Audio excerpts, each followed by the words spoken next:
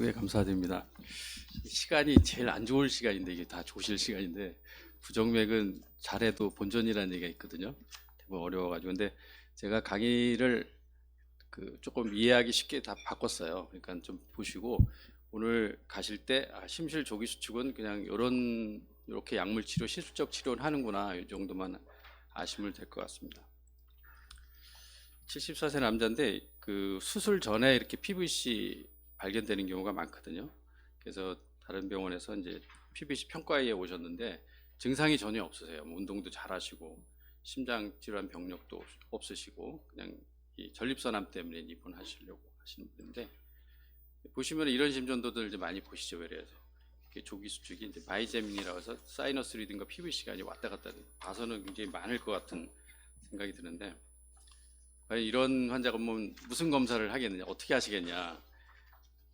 예전에는 대부분 1번 No further workup 이렇게 하셨는데 요즘에는 이제 트렌드가 많이 바뀌고 많이 교육도 많이 많아지면서 이 조기 수축에 관심이 많아지셨죠. 그래서 뭐 검사를 대부분 좀 하셔가지고 이렇게 보내주십니다. 요즘에는 이렇게 오늘 강의를 들으시고 제가 질문을 한 3개 드릴 건데 증상이 없는 심실 조기 수축은 별 문제가 되지 않는다.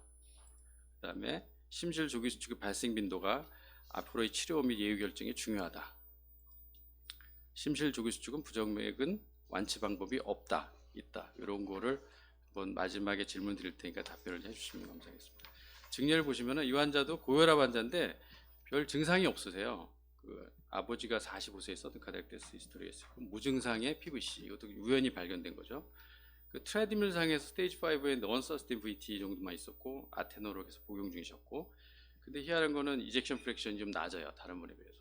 그래서 이상하다 무슨 심장 질환이 있는 건가 이런 정도만 알고 있는 분인데 어떨 때는 이렇게 조기 수축이 나오죠. 와이드하게 PVC가 나오고 어떨 때는 또 안 나오고 그리고 또 어떨 때 보면 이렇게 좀 더 자주 나오는 심전도가 있고 이런 게 좀 많으실 겁니다.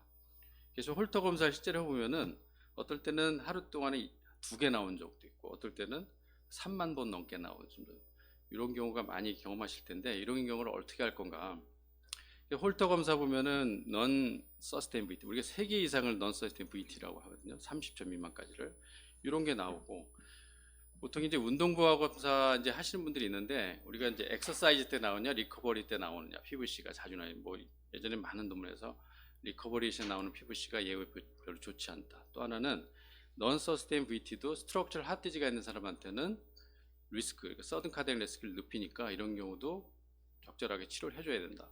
이 환자는 프리퀀트 PVC도 있지만은 넌 서스테인 VT가 약물 치료도 계속 나오는 환자라서 결국은 시술을 했던 환자고요.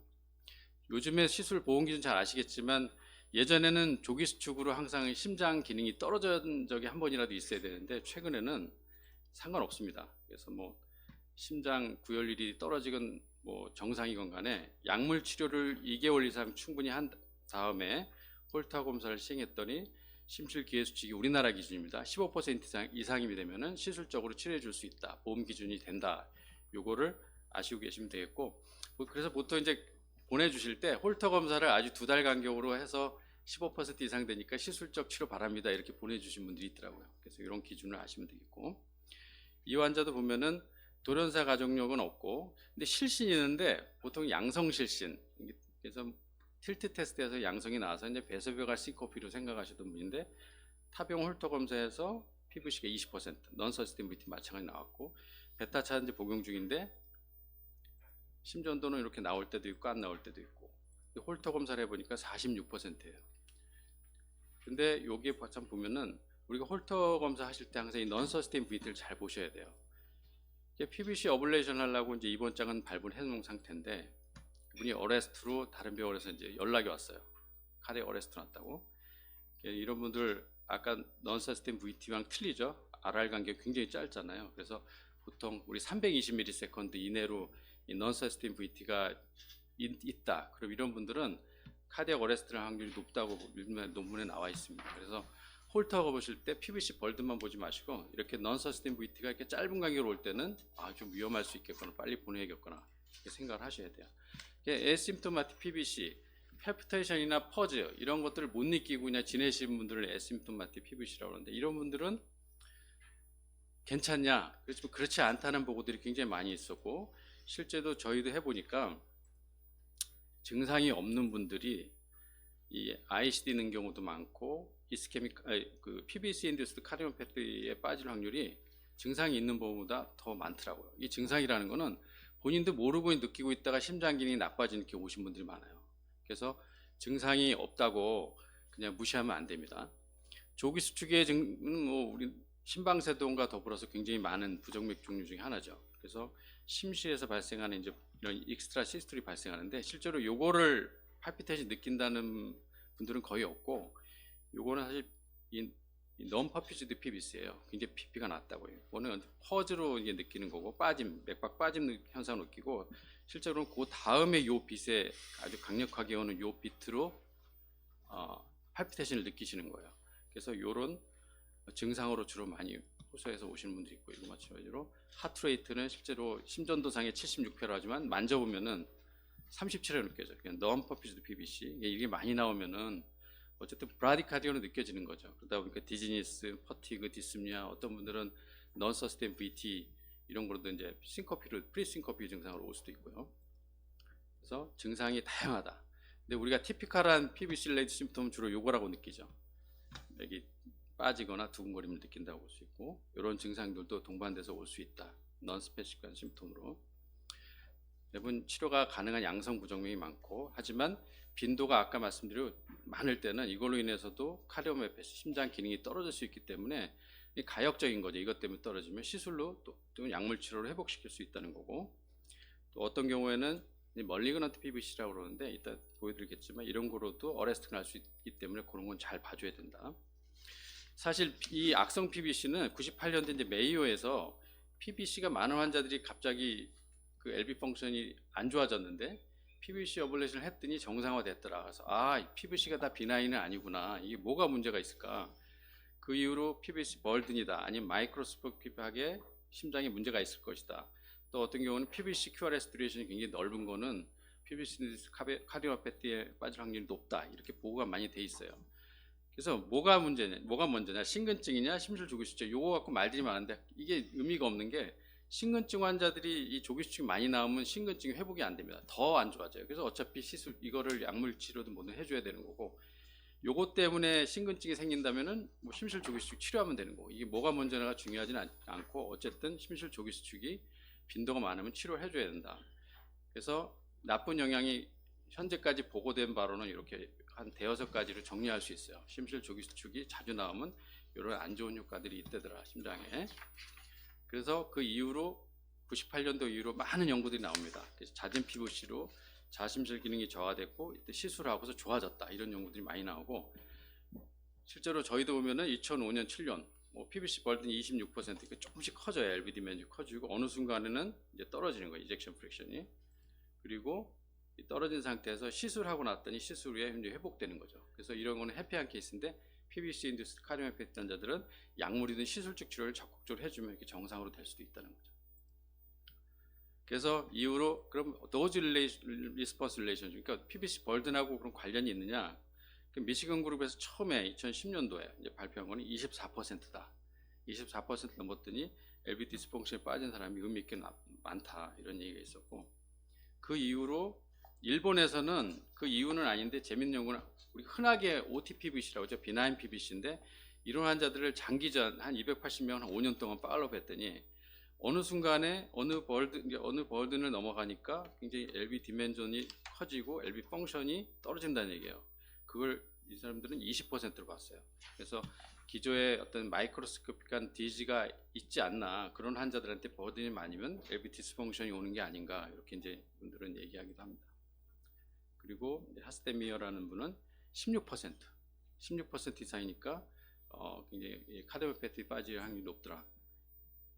그래서 우리나라에는 교대 그룹에서 26%, 저희도 이 PBC 카디오마이오패티 리스크 팩터에 PBC 버든 26% 1점을 줘서 이게 버든하고 관련이 있다, 이거는 확실한 것 같고.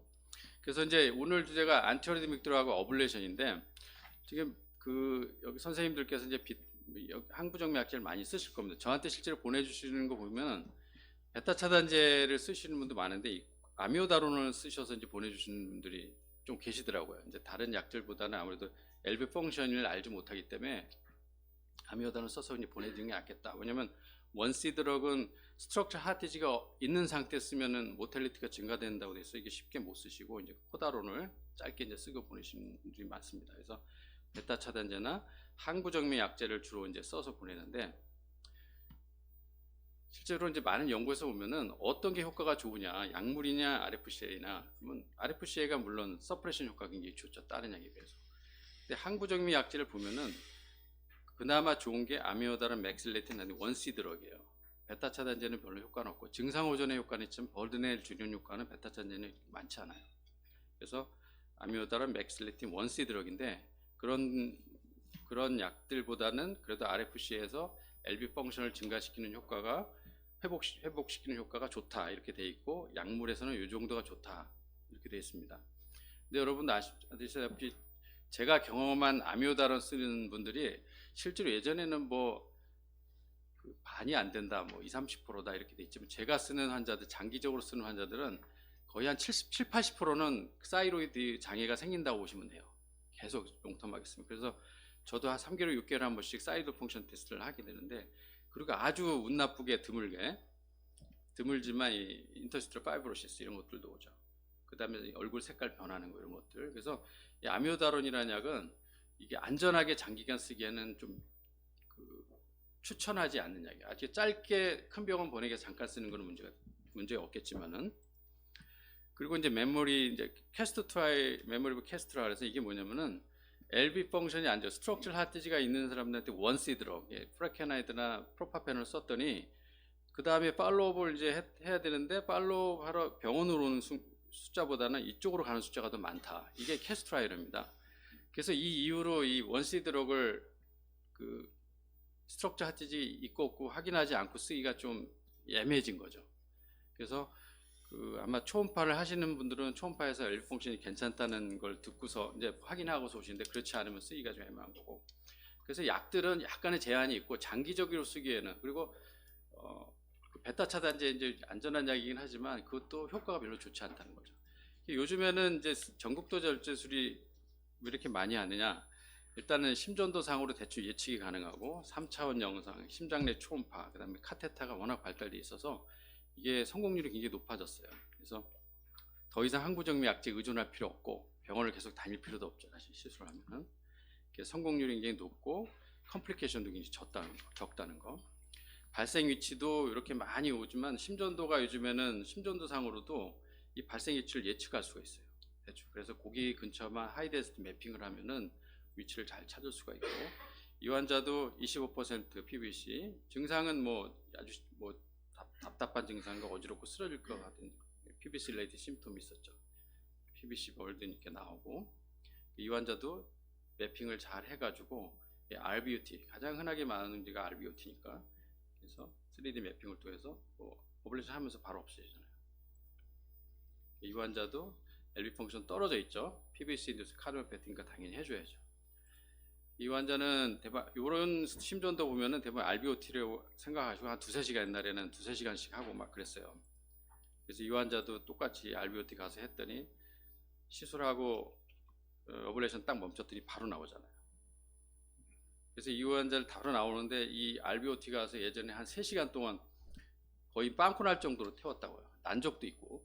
그래서 조금 아무래도 베인을 통해서 오블레이션 하는 거를 조금 안심이 되는데 아테리 펑처에서 아올틱 밸브를 통해서 가는 거는 조금 뭐라 그럴까 겁도 나고 그렇기 때문에 잘 안 하는 거죠. 웬만하면 베인 쪽에서 하고 싶어하는 그런 분들이 많으셨는데 이제는 그런 것들이 이제 심전도 매핑 어디서 생기는지 알 수 있고 그다음에 인트라카디악 에코라든가 오블레이션 기법이 발달하면서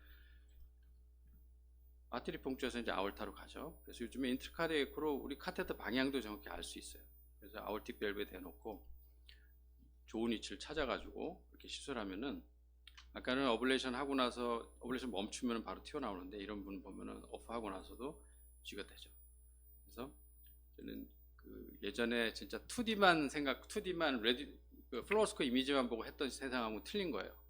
그래서 이렇게 해서 시술하고서 이제 병원 몇 번 오고 나서 이제 안 오신다고. 근데 약을 쓰면은 계속 이제 병원에 다니시는 거죠. 그래서 약을 뭐 써서라도 서프레션 잘 되고 부작용 없으면 약으로 계속 가시면 되는데, 근데 약에 대한 부작용도 있고 반응이 좋지 않은 분들은 굳이 그렇게 약을 계속 쓰실 필요가 없다. 근데 이 환자는 이제 멀리건트 PVC죠. TAV 근처에 이제 PVC가 떨어지는 거는 아론티 페나민이라서 폴리머피 VT를 가거든요. 그래서 이런 경우는 어레스트가 나면서 디피브레이션 하면서 오시는 거예요, 병원에. 그러니까 비나인 PVC 같은 경우는 TAV 끝나서 이렇게 TAV가 정확히 보이는데 멀리건트 PVC는 안 보인다. 이런 경우. 그래서 PVC 모양이 똑같아요. 어레스트 할 때 요거 모양을 가지고 요즘에는 3D 맵으로 꼭 PVC 자체를 없애버리면 됩니다. 그래서 LV 펑션이 떨어지거나 증상이 있는 하이 프리퀀트 PVC 그리고 멀리건 PVC들은 시술적인 방법 중에서 다 해줄 수 있다. 우리도 그러니까 이걸 제가 예전 슬라이드로 한 5년 전에 했던 건데 지금 제가 바꿔가지고 이제 우리가 한 10년, 9년, 10년에서 한 650 케이스 했는데 그것도 성공률이 나쁘진 않아요. 그래서 80에서 90%인데 저희도 보니까 86 정도니까 다양한 거죠. 시술 페일한 케이스도 있긴 하지만 약물로 하고 있고, 그래서 사실 오늘 그 말씀드릴 중에 내용은 증상이 없다고 양성은 아니다.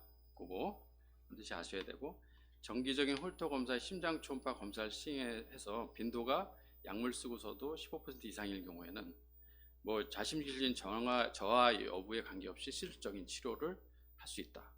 그 다음에 약물 치료 효과가 없는 경우 시술적 치료로 완치가 가능하기 때문에 이게 어떻게 보면은 그거에 대해서 설명하실 필요 없지만 저희는 와서 또 설득을 시켜드려요. 약물로 듣지도 않는데 시술하고 병원 다니지 맙시다 이렇게 좀 말씀드리고, 그래서 여기 선생님들도 요즘에 심실 조기 수축의 치료가 이런 방향으로 흐르고 있구나 이렇게 아시면 되겠고, 자 그러면은 아까 말씀드린 환자야 74세 전립선암 수술 중 시행한 10년도 PVC 발견되고 증상이 없어요. 이런 분들이 증상이 없는데 PVC는 심전도에서 이렇게 나온단 말이에요. 그러면은 무슨 검사를 하시겠습니다. 이렇게 말씀드리면 이제 정확히 얘기할 수 있겠죠. 만약에 내가 초음파를 할 수 있으면 초음파를 하시면 되고, 그다음에 홀터 모니터링해서 벌든을 좀 아시면 되겠고, 그다음에 이것저것도 없으시면은 EP 닥터의 컨설테이션을 하시면 돼요. 그다음 스트레스 테스팅은 내가 예후도 좀 알고 싶고 이 사람이 엑사이즈 하고 나서도 생기나 그런 걸 non-sustainability 같은 게 있나 보고 싶으면 스트레스 테스트 하시면 되고, 근데 아무것도 없이 그냥 no further workup 이거는 좀 지양해야겠죠. 근데 이런 걸 통해서 버든이 높지 않고 증상도 없다, 에코도 노말이다, 그럴 때는 no further workup 이렇게 하셔도 되지만은 이런 걸 확인하지 않고 이렇게 결정해 보시면 조금 너무 조급한 결정이다 이렇게 한번 말씀드리고 싶습니다. 그래서 증상이 없는 심실조기 수축은 별 문제가 되지 않는다, 아니다. 증상이 없더라도 카디오미오패시 충분히 올 수 있고, 그 다음에 그 non-sustain VT라든가 이런 걸 확인하셔서 이 사람이 장기적으로 봤을 때 어떤 예후가 안 좋은 환자인지 그런 것도 한번 들여다 봐야 된다는 거. 증상이 없다고 해서 무조건 버든이 많은데 약을 안 쓰고 괜찮다고 얘기하시면 안 된다는 거. 심실조기 수축 발생 빈도가 앞으로의 치료 및 예후 결정이 중요하다. 우리나라도 15% 버든이잖아요. 그러니까 이 버든 자체가 카디오패시에 이르는 위험 인자이기 때문에 홀터 검사를 통해서 확인해 보는 거 중요하겠다. 그다음에 심실조기 수축 부정맥 완치 방법이 없다? 아니다. 시술적인 방법으로 요즘에 다 완치하고 있고, 물론 페일하는 경우도 있죠. 하지만 열에 한 8, 9명 정도를 완치할 수 있기 때문에 약물로 해서 되지 않는 환자들을 한번 시술적인 방법으로 권해주시는 것도 괜찮다 이런 말씀을 드리고 싶습니다. 그리고 심실 부정맥에 대해서는 관심이 많으시다. 여기 카디올로지 하시는 분이 많이기 때문에 12월 14일 날 심실 부정맥 심포지움이 매년 합니다. 그러니까 관심이 있으신 분들 오셔서 심실성 부정맥에 전부 다 한번 리뷰하는 시간이 있으니까 시간 되시면 오셔서 들은 것도 추천해 드립니다. 제 강의는 여기서 마치겠습니다. 감사합니다.